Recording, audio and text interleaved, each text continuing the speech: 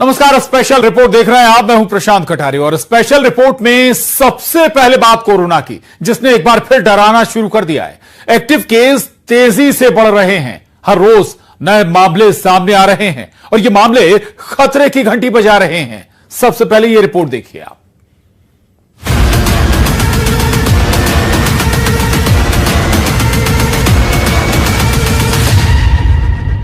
एक 1000 से ज्यादा एक्टिव केस, 6 से ज्यादा मौत।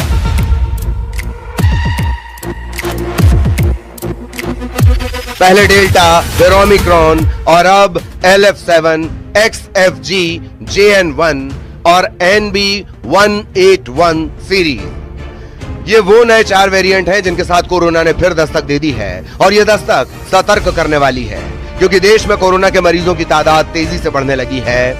मध्य प्रदेश समेत कई राज्यों में कोरोना के मामलों में बढ़ोतरी देखने को मिल रही है। सबसे पहले बात मध्य प्रदेश की करें तो मध्य प्रदेश में कोरोना के 6 एक्टिव केस हैं, जिनमें इंदौर में 5 और उज्जैन में 1 कोरोना मरीज है। लेकिन इस बीच चौंकाने वाली बात यह है कि प्रदेश के बड़े शहरों में कोविड से निपटने की तैयारियां धीमी हैं। भोपाल में सिर्फ एम्स में ही कोविड टेस्ट हो रहा है। इसके अलावा किसी भी सरकारी अस्पताल में कोरोना का टेस्ट नहीं हो रहा। बात देश के दूसरे राज्यों की करें तो केरल में सबसे ज्यादा 430 कोरोना मरीज हैं। 325 मरीजों के साथ महाराष्ट्र दूसरे नंबर पर है। दिल्ली में 107, गुजरात में 83, कर्नाटक में 47, तमिलनाडु में 69, उत्तर प्रदेश में 15, राजस्थान में 13 और बंगाल में कोरोना के 12 एक्टिव मरीज हैं। कोरोना के बढ़ते केसेस के बीच IIT इंदौर ने एक चिंताजनक रिपोर्ट जारी की है। IIT इंदौर की रिसर्च में पता चला है कि कोरोना वायरस के डेल्टा वेरिएंट से साइलेंट हार्ट अटैक हो रहे हैं। इसके अलावा थायराइड जैसी समस्याएं भी सामने आ रही हैं। ICMR की मदद से IIT इंदौर ने ये रिसर्च की है। इसके लिए देश में कोविड-19 की पहली और दूसरी लहर के 3134 मरीजों का डेटा लिया गया है। देश भर में कोरोना के मामले बढ़ते जा रहे हैं। इस बीच IIT इंदौर का एक शोध सामने आया है, जिसमें साफ तौर पर पता चला है कि कोविड के वेरिएंट ने शरीर पर कई तरीके के प्रभाव डाले हैं। यानी जो डेल्टा वेरिएंट था, जो दूसरी लहर चली थी, उसमें 3000 से ज्यादा लोगों का विश्लेषण किया गया था और विश्लेषण के बाद ये सामने आया कि उनको हार्ट अटैक जैसी प्रॉब्लम हुई है। यानी उनका जो हार्ट है उसमें प्रभाव पड़ा था, साइलेंट हार्ट अटैक उन लोगों को हुआ है और थायराइड की समस्या जो है वो बड़ी है। ये जो पूरा शोध हुआ है ये ICMR के सहयोग से हुआ है और IIT इंदौर के प्रोफेसर ने किया है, लेकिन जो रोगियों का विश्लेषण हुआ है वो IIT के प्रोफेसर जो है वो प्रयागराज उन्होंने किया है। कोरोना के मामले भले ही तेजी से बढ़ रहे हैं, लेकिन केंद्रीय स्वास्थ्य मंत्रालय के मुताबिक इससे घबराने और डरने की जरूरत नहीं है। बस जरूरत है तो सावधानी बरतने और सतर्क रहने की। स्वास्थ्य मंत्रालय के मुताबिक कोरोना के ताजा हालात पर सरकार की पूरी नजर है और वो इससे निपटने के लिए पूरी तरह से तैयार है। Bureau report, news 18।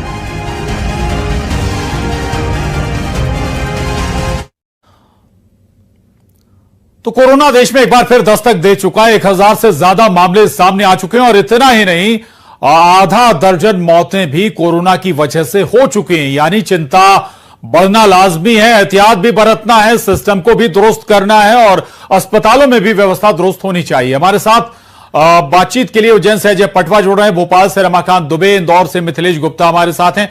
सबसे पहले उज्जैन का रुख करेंगे। अजय, उज्जैन में भी कोरोना ने दस्तक दे दी है, तैयारियां क्या नजर आ रही हैं सरकारी स्तर पर अस्पतालों में?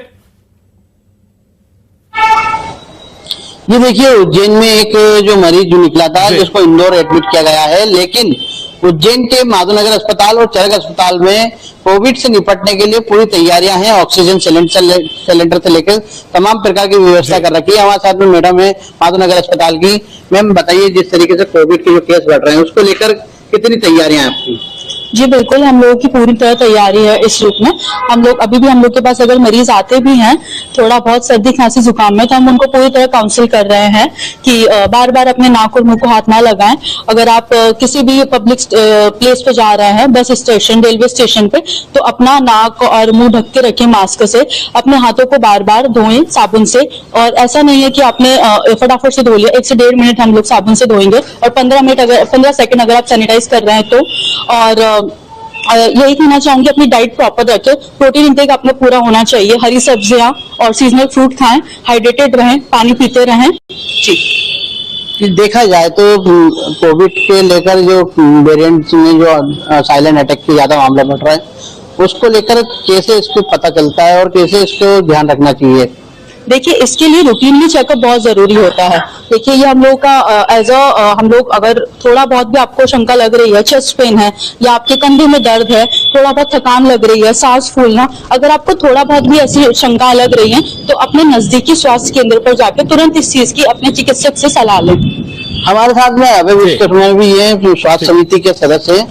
अभय जी, आप बताइए, जिस तरीके से अस्पताल में किस प्रकार की तैयारियां आपकी तरफ से की रखी?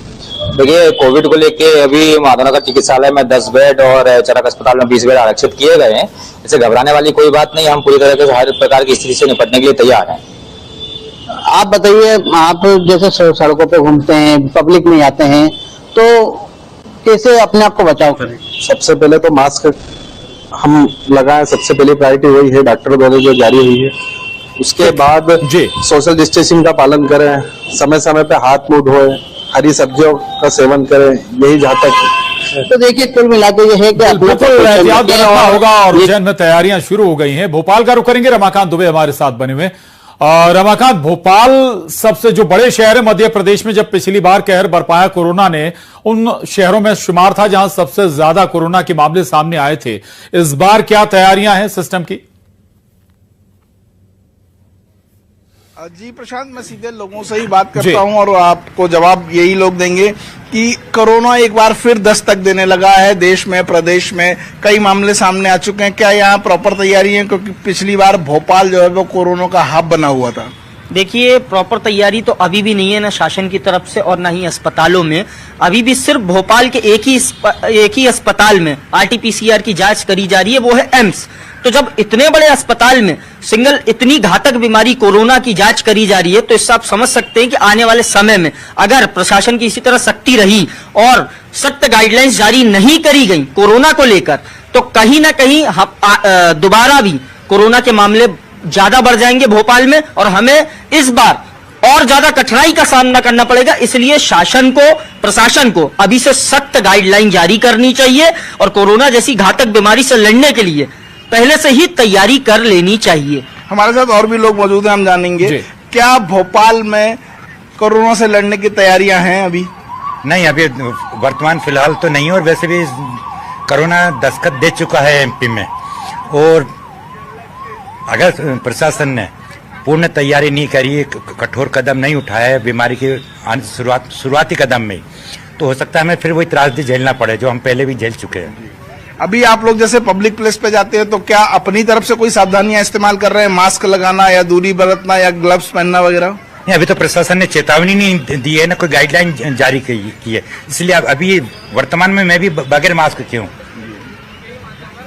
समस्या यही है कि क्या प्रशासन की चेतावनी देना या गाइडलाइन जारी करना ज्यादा जरूरी है? अगर हम रोज देख रहे हैं कि कोरोना के मामले बढ़ रहे हैं, तो खुद से भी कुछ जो है सावधानियां बरती जानी चाहिए। सबसे पहले तो मैं सरकार से ये अपील करना चाहूंगा कि कुछ ऐसी गाइडलाइंस जारी करे, जैसे मास्क पहनना कंपलसरी करे, लोगों को जगह जगह इकट्ठा होने से दूर रखे, सैनिटाइजर का यूज कंपलसरी करे, और ऐसी जगह जैसे बस स्टैंड हो गए, रेलवे स्टेशन हो गए, एयरपोर्ट्स हो गए, वहां पे जो टेस्ट RT-PCR टेस्ट है वो कंपलसरी करे। आने जाने जो राहगीर है, जो भी ट्रेवलर आ जा रहे हैं, उनका सबसे पहले RT-PCR टेस्ट होना जरूरी है। बिल्कुल, इन्फॉर्मेशन को या सरकार को जरूर रखनी चाहिए। लौटूंगा आपके पास, और लेकिन अवेयरनेस हमारी भी जरूरी है। इंदौर का रुख करेंगे मिथिलेश।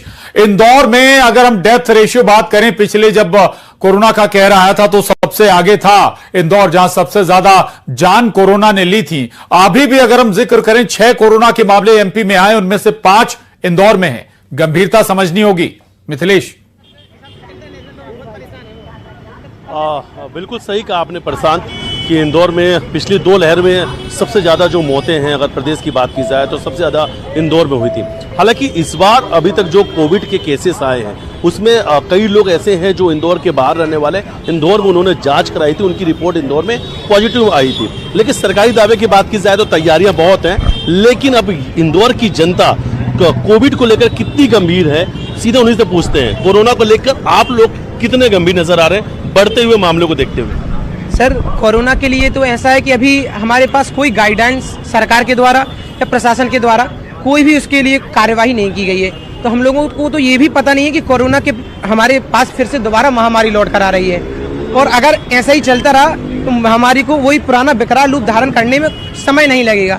क्योंकि हम जब देखते हैं, जब सरकार चुनाव आने के टाइम पर अपने प्रचार प्रसार के लिए सतर्क हो जाती है, तो उसी प्रकार सरकार जिसको योजनाएं देना चाहती है उनकी स्वास्थ्य की सुविधा भी सरकार की जिम्मेदारी बनती है, तभी वो लोग उस योजना का फायदा उठा पाएंगे।